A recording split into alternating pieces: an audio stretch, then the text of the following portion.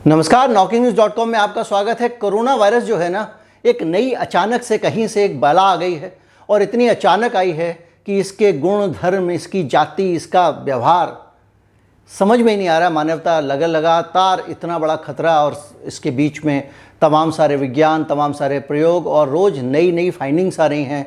रोज़ विज्ञान की धारणा बदल रही है। कल तक विज्ञान कुछ और मानता था, आज विज्ञान कुछ और मानता है।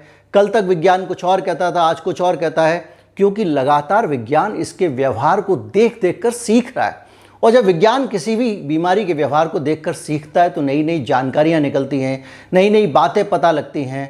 और उनमें से ही एक नई बात पता लगी है और वो ये है कि कोरोना वायरस का प्रदूषण के साथ बहुत गहरा और नज़दीकी रिश्ता है।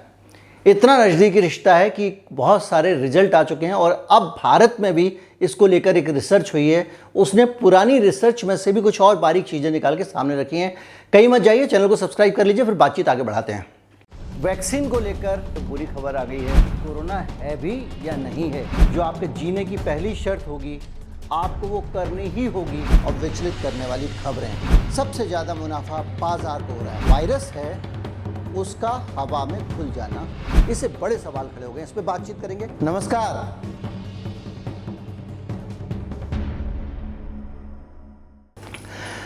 इस वायरस की एक फितरत है कि इसके आसपास जो कांटे लगे होते हैं उनसे ये चिपक जाता है और उनसे चिपक के ये अपने रास्ते तय करता है। तो इटली में एक रिसर्च हुआ और उस रिसर्च में ये पता करने की कोशिश की गई कि कहीं कोरोना वायरस का संबंध वायु प्रदूषण से तो नहीं है, हवा में जो प्रदूषण होता है, पॉल्यूशन होता है, एयर पॉल्यूशन, उसके कारण तो नहीं है। कहीं ऐसा तो नहीं है कि हवा में जो है पॉल्यूशन जो उड़ रहा है उसी के कारण कुछ हो रहा हो, जिसको हम लोग सिर्फ खाली वायरस का मान के चल रहे हो। ऐसे वैज्ञानिक लोग अपना दिमाग लगाते रहते हैं। तो इटली में कुछ लोगों ने ये दिमाग लगाया और उसके बाद ये समझ में आया कि PM 2.5 जो होते हैं कण प्रदूषण के, उनके ज़रिए कोरोना वायरस बढ़ता और घटता है।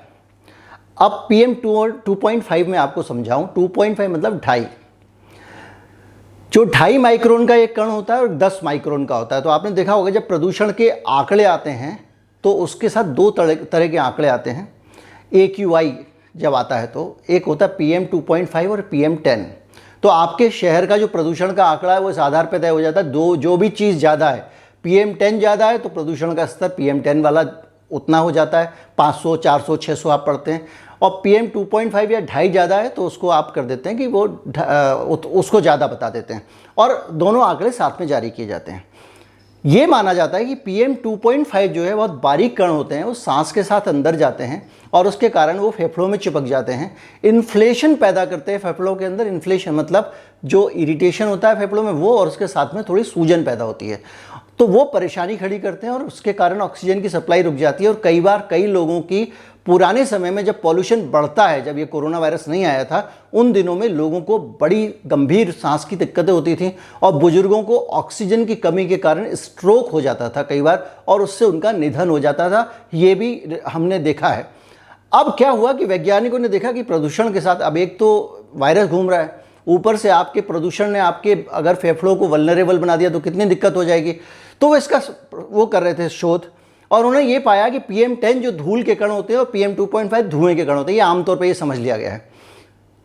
तो PM 2.5 जब बढ़ता है तो कोरोना बढ़ता है और PM 2.5 कम होता है तो कोरोना कम होता है। ये इटली में रिसर्च आई तो बड़े स्तर पे इस पर खोजबीन शुरू हो गई। भारत में भी और बाकी जगहों पे भी लोग जांचने लगे कि इसकी वजह क्या है।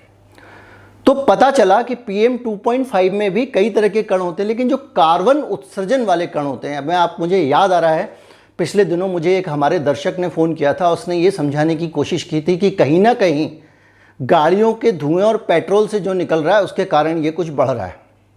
खैर वो अलग विषय है।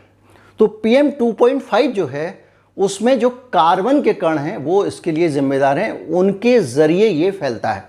ये रिसर्च आई और ये रिसर्च आई है भारत में जो है वो एक संस्थान है, बहुत बड़ा क्रेडिबल संस्थान है। ये पुणे में है, उष्ण देशीय मौसम विज्ञान संस्थान IITM। इस संस्थान का रिसर्च कहता है कि ये जो है ये 2.5 जो है उसमें भी कार्बन वाले आंकड़े उस पर आता है। इसको लेके उन्होंने बहुत सारी स्टडीज़ की हैं और ख़ास तौर पे दिल्ली में जो कोरोना फैला उसको लेकर उनके पास में बड़ा अच्छा डाटा है। वो ये कह रहे हैं कि जब दिल्ली में कोरोना वायरस धीरे धीरे जाने लग गया और बीमारी कम होने लग गई, तो अचानक जो है उसके बाद पंजाब में और पड़ोसी राज्यों में पराली जलाई जानी शुरू हो गई। जैसे जैसे पराली जल रही, पराली आप जानते होंगे, बहुत अखबारों में पढ़ा होगा, फिर भी बता दूं कि जब किसान धान काटता है तो धान काटने के बाद जो बचता है, जो पुआल होती है, पंजाबी में उसको पराली कहते हैं, जो धान के नीचे की, तो उसको किसान क्या करे तो उसको जला देता है। वो जला देता है तो धुआं वातावरण में होता है और दिल्ली के प्रदूषण के लिए एक बहुत बड़ा कारण उस पराली के जलाने को माना जाता है। हालांकि जब पंजाब में चुनाव होता है तो पार्टियां कहने लगती हैं कि पराली के कारण नहीं हो रहा है, वो पॉलिटिकल वजह है। तो जो पराली के कारण जब पॉल्यूशन होता है तो वो जब बढ़ गया तो फिर केसेस बहुत सारे बढ़ गए, 10 गुना केसेस हो गए, ये भी इस स्टडी में लिखा गया है। तो अब ये एक नया पहलू खुल गया है, क्या प्रदूषण और कोरोना वायरस का कोई निकट संबंध है। अब आप इसको लॉकडाउन से जोड़ के देखिए। आपने देखा होगा जब लॉकडाउन होता है तो हवा एकदम साफ हो जाती है, गाड़ियां चलनी बंद हो जाती हैं, धुआं उठना बंद हो जाता है, तो उसके साथ में जो है वो कमाने लगता है। अब 2 वजह हो सकती हैं इसकी। एक तो वजह ये हो सकती है कि मैन टू मैन ट्रांसमिशन कम हो जाता है क्योंकि लोग एक दूसरे से नहीं मिलते, और दूसरी वजह ये भी हो सकती है कि पॉल्यूशन, क्योंकि 2 वजह आप क्या सोचने के लिए हो गई। कुल मिला के रिसर्च जारी है और इस तरह की जो रिसर्च नई नई आ रही हैं वो कोरोना के बारे में नई नई बातें सामने ला रही हैं और नए नए एवेन्यूज़ खोल रही हैं।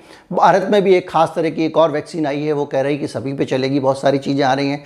जैसे जैसे रिसर्च आती जाएगी हम आपको बताते जाएंगे। हमारे वीडियो अच्छे लगते हैं और अगर आप हमको आर्थिक रूप से सपोर्ट करना चाहते हैं तो हमारे डिस्क्रिप्शन में जाएँ, सबसे नीचे UPI लिंक है, UPI लिंक में जाकर आप हमको भुगतान कर सकते हैं। चैनल को सब्सक्राइब करें, ज़्यादा से ज़्यादा लोगों को दोस्तों को जोड़ें और वीडियो को शेयर करें। नमस्कार, जय हिंद।